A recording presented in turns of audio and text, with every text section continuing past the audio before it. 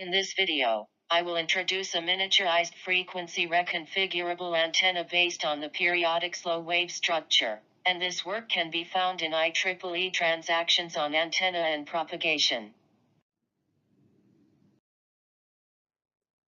Firstly, let me explain the operation principle. The unit structure as shown consists of a central microstrip line and rectangular patches on either side. They are connected by the varactor diodes. We establish the equivalent circuit model and obtain the equation through calculation. The dispersion curves with different values of capacitance are displayed in the figure.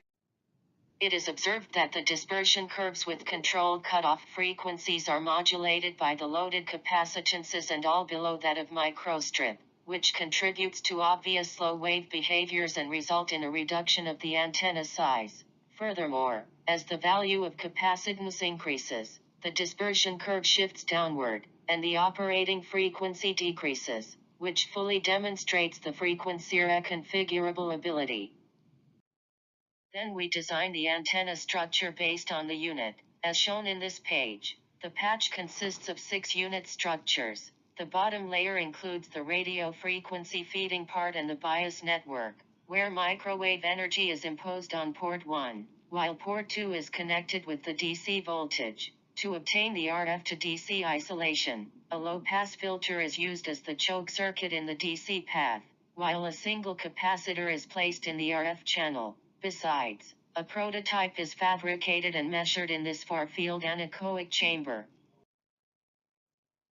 These two figures show the measured and simulate results of reflection coefficients. They indicate that the operating frequency varies from 4.87 to 5.52 GHz with excellent impedance matching when the bias voltage increases from 9 to 16 V. In addition, we can conclude that the radiation mode is TM100 from the surface and near electric field distribution diagrams. The measured and simulated normalized radiation patterns of 3 sample states, as depicted in this page, show that all states have similar radiation patterns.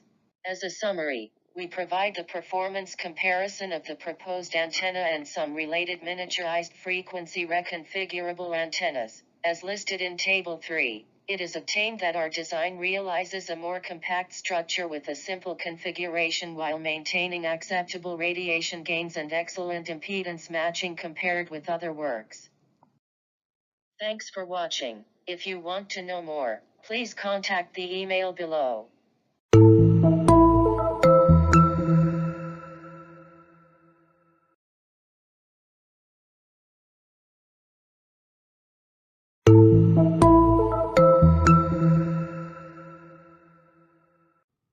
Hello everyone, I'm Chunmei from UESTC and Polytechnique Montreal.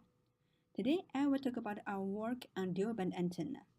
The main concept of this work is saving space by sharing, separating, and stacking. So instead of using many terms, I will introduce this work with an easy, straightforward way. Let's start with a cup of coffee or tea or anything you want into this cup. Same for the open-ended cavity. The open-ended cavity can work as an independent resonator. Or meanwhile, you could put other resonance structures inside in this open-ended cavity, such as a via or a patch. So the patch and the open-ended cavity are sharing the same space. So you can realize the dual band performance easily. What if you break the cap? It could be nothing or an artwork. For the open-ended cavity, when intentionally cut this into 2 parts by a laser beam, you get a new structure. In fact, this structure can support the quasi-TU1.5 mode and the original TU1.5 mode. So you can easily realize the dual band performance. After the coffee, you are going to prepare some food. You want to save your time, so you use a multi-layer steamer. Suddenly, you are inspired. Why not for a multi-layer open-ended cavity? So you separate this cavity into 2 parts and stack them together with a distance. This new structure can support the cavity mode, the TU1.5 mode. At the same time, it can support the loop mode. So this structure can be used to realize a dual band performance too. So play with this open-ended cavity by using the sharing, separating, and stacking strategies. You can have some dual band antennas with a compact size. So let's break it and create your own artwork. Please find more details in our published work if you are interested. Thank you.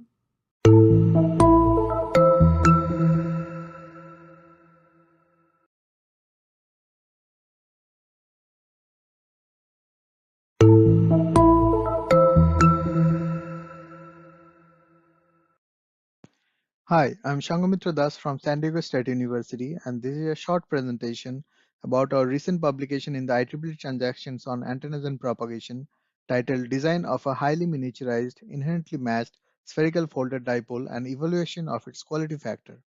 Dipole-like antennas are perhaps the most sought-after antenna type that are used in a wide range of applications. When miniaturized, these antennas suffer from poor bandwidths and matching problems. The technique described in this work attempts to address both the problems simultaneously. First, the principle using which an arbitrarily miniaturized folded dipole antenna can be matched inherently with respect to a wide range of source impedances. For this, one needs a simple series inductive and capacitive loading. Series inductive loading provides miniaturization, whereas series capacitive loading introduces a new resonance FRN before the first entry resonance FAR1. Matching is obtained when FRN and FAR1 are brought close to each other by varying the loading value. Here is the proposed spherical helix-loaded folded dipole antenna. The inductive and capacitive loadings are realized by the helical arms and the parallel plate capacitors. The spherical shape enables occupying all the volume inside the Chu sphere, thus maximizing the bandwidth. Here are the impedance and S11 parameters of the proposed antenna. The operating frequency is 515 MHz, where the antenna is 85% miniaturized. A very good 41.6 dB return loss was obtained with respect to a source impedance of 100 ohms. The 3 dB and 10 dB return loss bandwidths are 7.41 MHz and 2.42 MHz respectively. These are the radiation patterns at 515 MHz. An expected omnidirectional pattern was seen with a broadside gain of 1.28 dBi and high core to cross-pole separation. The radiation efficiency was found to be 87.1%. Next, another prototype with an improved bandwidth and radiation efficiency was developed. For that, simply the number of folded arms was increased from 2 to 4. Again, a very good return loss was realized. The bandwidth now is slightly wider, 8 MHz and 2.60 MHz at 3 dB and 10 dB levels. The pattern is still omnidirectional with an improved broadside gain of 1.46 dBi and radiation efficiency of 90.6%. The quality factor for the antenna was estimated from its input impedance response, which is QZ, and from its bandwidths that are QBW.